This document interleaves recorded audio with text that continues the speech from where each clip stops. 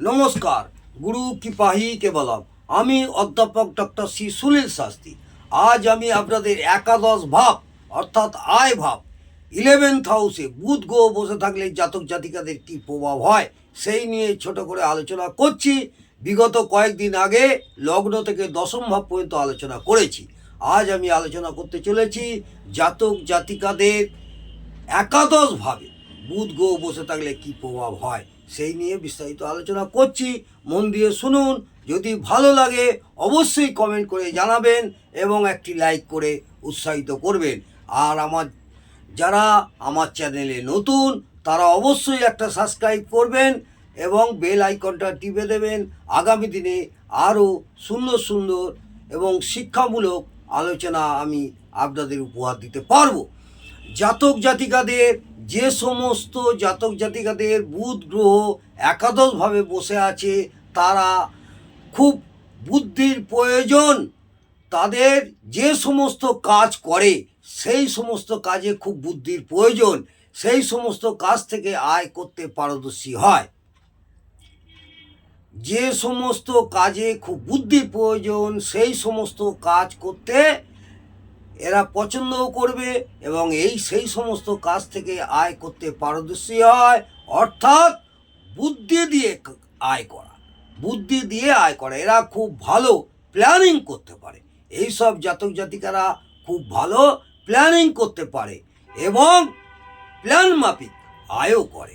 Plan মাফিক আয় করে। সব থেকে বেশি টিউটোরিয়াল হোম, বই খাতার দোকান, আইন সংক্রান্ত কর্ম, ছাপাখানা, সংবাদপত্র, এজেন্সি, মধ্যস্থকারী বা মিডলম্যান হিসাবে প্রচুর অর্থ উপার্জন করতে পারে। পার্টনারশিপের ব্যবসায় এরা ভালো আয় করতে পারে। এইসব জাতক জাতিকারা পার্টনারশিপের ব্যবসায় ভালো আয় করতে পারে, কারণ এরা পার্টনারশিপ এবং যে কোনো রকম বুদ্ধি দিয়ে যেসব কাজ, এজেন্সি, এইসব কাজে এরা পারদর্শীও হয় এবং করে সাফল্য হয়ে ওঠে এবং অনেক অর্থ উপার্জন এরা করতে পারে বা পারবে। সন্তানের বিবাহ এরা খুব ভালো পরিচালনা করে উদ্ধার করতে পারে। সন্তান, ছেলেই হোক আর মেয়েই হোক, তাদের বিবাহ এরা খুব ভালো পরিচালনা করে উদ্ধার করতে পারে, কারণ বুধ ম্যানেজমেন্টের কারক গ্রহ। বুধ হচ্ছে ম্যানেজমেন্টের কারক গ্রহ। ও একাদশ ভাব হলো পঞ্চম ভাবের সপ্তম ঘর।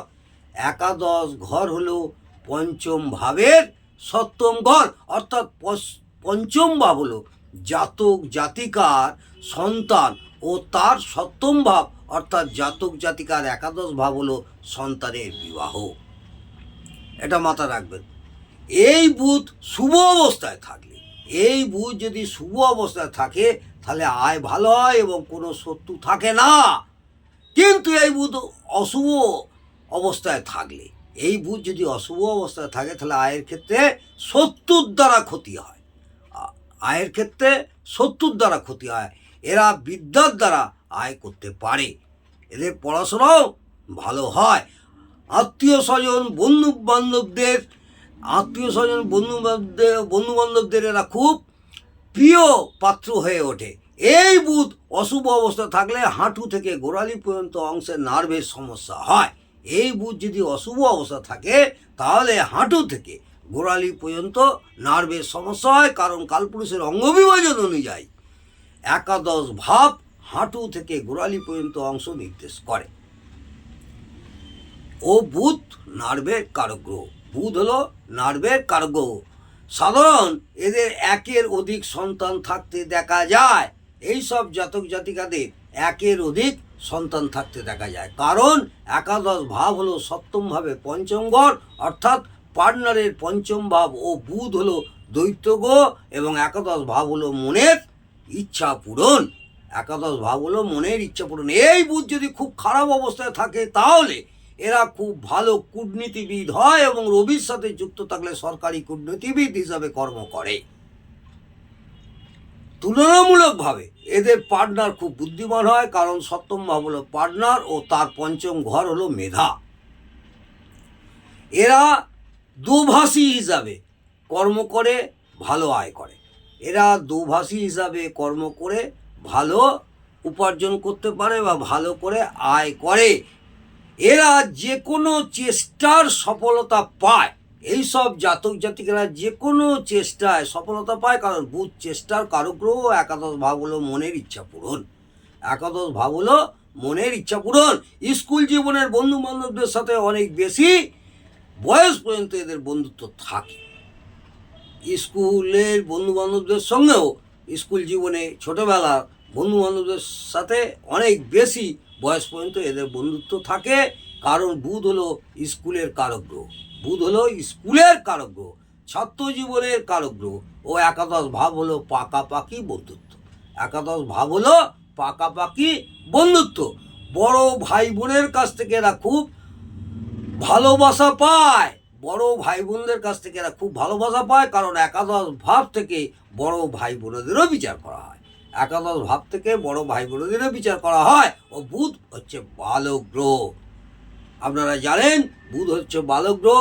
এই বুধ যদি পাপদৃষ্ট, পাপ পীড়িত, পাপ মধ্যগত, শত্রু গৃহগত, দুস্থানগত, দুস্থানপতি হয়, বাদক স্থানে থাকে বা বাদকপতি হয়, নিচস্থ বা নাশস্থ হয়, অশুভ অ্যাসপেক্টে থাকে, ষোড়শ বর্গে বল কম পায়, তখন সমস্ত শুভত্বের পার্সেন্টেজ কিছুটা হলেও কমবে।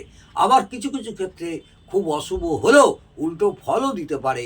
অর্থাৎ উপযুক্ত ফলগুলি কতটা কার্যকর হবে সেটা আপনার বুধের শুভত্ব অশুভত্বের উপরে নির্ভর করছে। আজকে আমি এই পর্যন্ত আলোচনা করলাম। আগামী দিনে আপনাদের দ্বাদশ ভাব নিয়ে আলোচনা করব। দ্বাদশ ভাবে জাতক জাতিকাদের বুধ গ্রহ থাকলে কি প্রভাব হয় সেই নিয়ে বিস্তারিত আলোচনা করব। নমস্কার, ভালো থাকুন, সুস্থ থাকুন, আনন্দে থাকুন। জয় মা তারা।